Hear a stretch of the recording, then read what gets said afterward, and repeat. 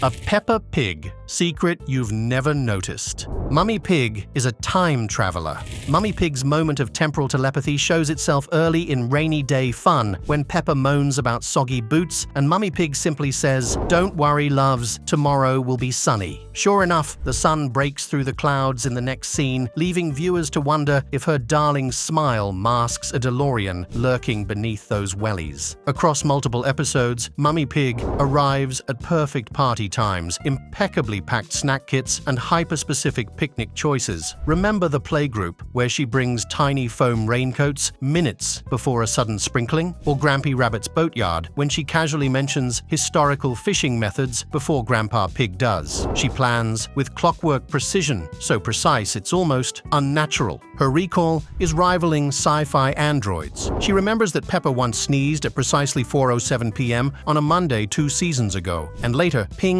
Daddy Pig with that fact during engineering oopsies. Crisis mode? She's Zen itself. When George's balloon drifts off, she quips, "Give it a minute, it will come back." And it does. No one bats an eye at her psychic level calm, which is odd because meddling with toddler timelines usually raises eyebrows. Slip on your tinfoil hats. What if Mummy Pig is actually a time traveler? Maybe she's skipping through iterations of the Pig family timeline to polish every parenting moment. Perhaps she's seen her kiddos grown into porky pensioners and wants to prevent any oinks going off script. Or she's a cosmic librarian cataloging infinite story arcs and editing them in real time. Her unshakable composure screams omniscient veteran of countless reruns. So next time you hear her chirpy, "Let's have lunch at 12 o'clock, ask yourself, does she have a Swiss Army watch from the year 3025? Is she shielding the family from a pig apocalypse? Or is this just crafty cartoon scripting? One thing's for sure, Mummy Pig might know more about tomorrow than any pig should. Oink if you're intrigued. Peppa Pig's height is horrifying.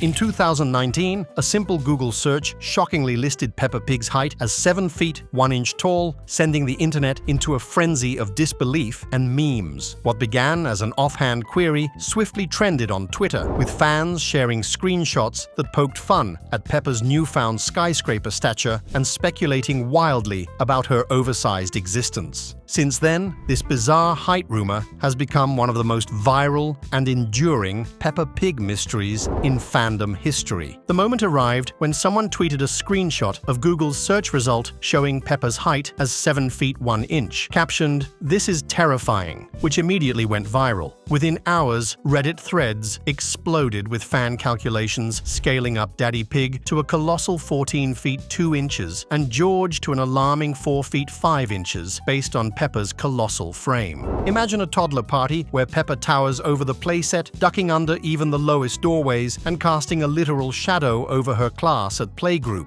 Parents attending live meet and greets have shared photos of Peppa's costume looming over them like a friendly but unsettling billboard, with many noting they had to step back just to fit her in the frame. If Peppa were real, she'd need custom-built swings, oversized puddles, and maybe her own section at the local theme park. However, in the episode Grampy Rabbit's Lighthouse, an enormous seaside tower dwarfs Peppa and her friends, yet its interior is inexplicably built for toddlers. What does that imply? Fans rallied memes comparing Peppa's height to NBA legends, pointing out she's as tall as Shaquille O'Neal and could dunk on most professional teams with ease. Others imagined Peppa auditioning for America's Next Top Model Hog Edition, strutting down the runway in pastel wellies. Pop culture blogs even speculated that if Peppa entered civilian life, she'd qualify for the NBA draft, a spot in the WNBA, or a guest appearance on any sports talk show worth its salt. Of course, any anomaly this big begs a deeper question. What if Peppa's towering proportions are the byproduct of top-secret government experiments testing bioengineered protectors for the British countryside? Or perhaps she's a kaiju, one of those giant movie monsters in disguise, tasked with defending Pig World from unseen threats when no one's watching.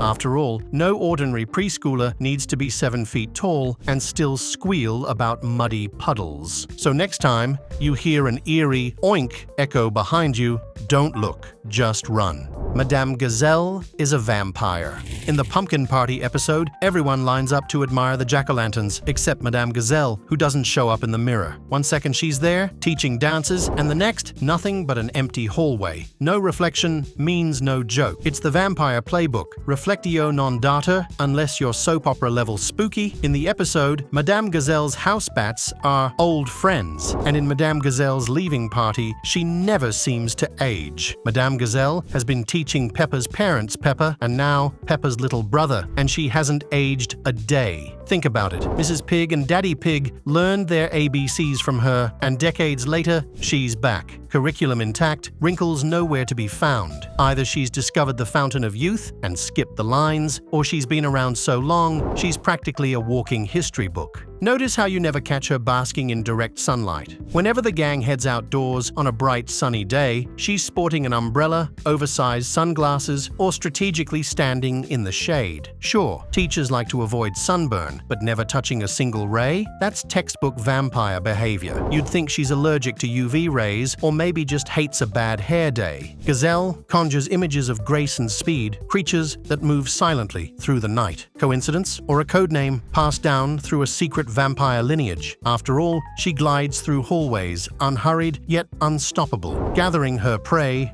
students, for daily lessons. If we're decoding Peter's worst nightmare, her name checks out. What if the playgroup is actually her feeding ground? Think about it. Catchy nursery rhymes, soft lighting, snack breaks, ideal conditions for lulling tiny tots into a sugar-induced stupor. While they're all twinkle twinkle, she's probably sharpening her fangs behind that polite smile. And hey, if they never put up a fuss, she never raises suspicion. Genius or fiendish? Maybe the only reason Peppa hasn't been bitten yet is because she's just too loud. Vampires can't stand noise. Or perhaps the show's creators realized audiences wouldn't watch a cartoon where everyone's missing an ounce of blood. Either way, next time you see Madame Gazelle sliding through the halls in perfect composure, give her a little nod from a safe, sunny spot. George's dinosaur obsession is a cry for help. George can say only one word: dinosaur. That's it. No mommy, no daddy, no more juice please. Just one prehistoric syllable, repeated like a mantra. On one hand, it's adorably toddler cute. He loves his little green T-Rex toy. On the other hand, it's a smidge unsettling. When your kid's entire vocabulary fixates on an extinct beast, you have to ask, is George perfectly happy living in a world of mud puddles and dino roars, or is he hiding something much bigger? Most 2-year-olds string together a handful of words: ball, no, bye-bye. George, however, clings to dinosaur like it's the only safe harbor in a sea of confusing grown-up talk. Speech therapists might raise an eyebrow. Is this a normal speech delay or a sign of an emotional block? Maybe George experienced a moment of stress or loss, his shiny red ball popped, a friend moved away, and dinosaur became his comfort zone, his only way to say, I'm okay, kind of. Dinosaurs are the ultimate symbol of something lost forever. They roam in our imaginations because they can't roam in real life. Could George be drawn to creatures that vanished eons ago because he feels a little extinct himself, isolated, misunderstood, or just trapped in a world of chatter he can't keep up with? In this light, every dinosaur becomes a call across time. Notice me, I matter, even if I roar without words. Alright, tinfoil hat time. What if dinosaur isn't about toy reptiles at all? Maybe it's George's secret code for something darker, a memory he can't shake, an imaginary friend who whispers warnings, or a fear so big it needed an equally gigantic word. Picture George clutching Mr. Dinosaur while glancing nervously at a closet. What if every stomp dinosaur is a signal that something else lurks just out of frame? Or maybe George is just every toddler ever, one obsession at a time, and right now, it's dinosaurs. But let's be honest, if he ever breaks out crayons and starts drawing a T-Rex trampling the school, we're not just changing his diaper, we're dialing the pediatrician, scheduling a play therapy session, and maybe, just maybe, investing in a Jurassic Park level of childhood support. After all, when your kid's entire vocabulary is a 3-syllable thunderclap, you listen. The hidden class divide in Peppa Pig.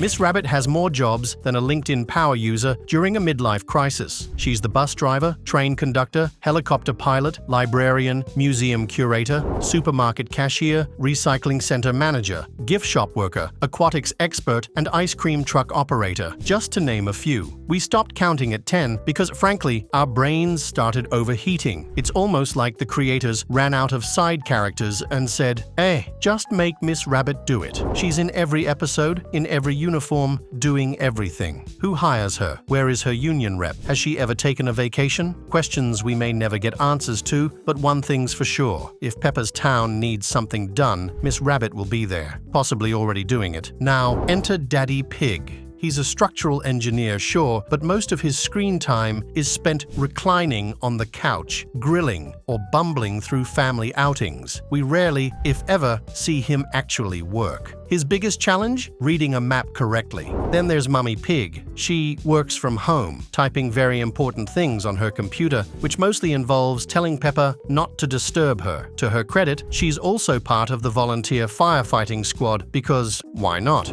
And Madame Gazelle? She teaches a single preschool class and seems to live a very chill, wine-on-a-weeknight life. Probably because she's a vampire, but that's another article. You've got Miss Rabbit out here saving the town from complete collapse by holding down 50 jobs like a caffeinated octopus, while everyone else is coasting through part-time work and picnic days. She's clearly the working-class backbone of the pig society, one bunny against the world. Miss Rabbit's known job count is well over 10. Honestly, it's probably higher than the number of actual citizens in the town. Compare that to Daddy Pig's workload, which mostly includes napping, getting lost, and occasionally doing some vague engineer things off-screen. If this were a job-sharing competition, Miss Rabbit already lapped them 5 times. So, is this all just cartoon chaos? Or is Peppa Pig quietly serving up a biting satire of modern capitalism, where one person works themselves to the bone, while others enjoy remote work in idyllic countryside homes with zero traffic and infinite leisure? Or maybe they just didn't want to hire more voice actors. One thing's for certain,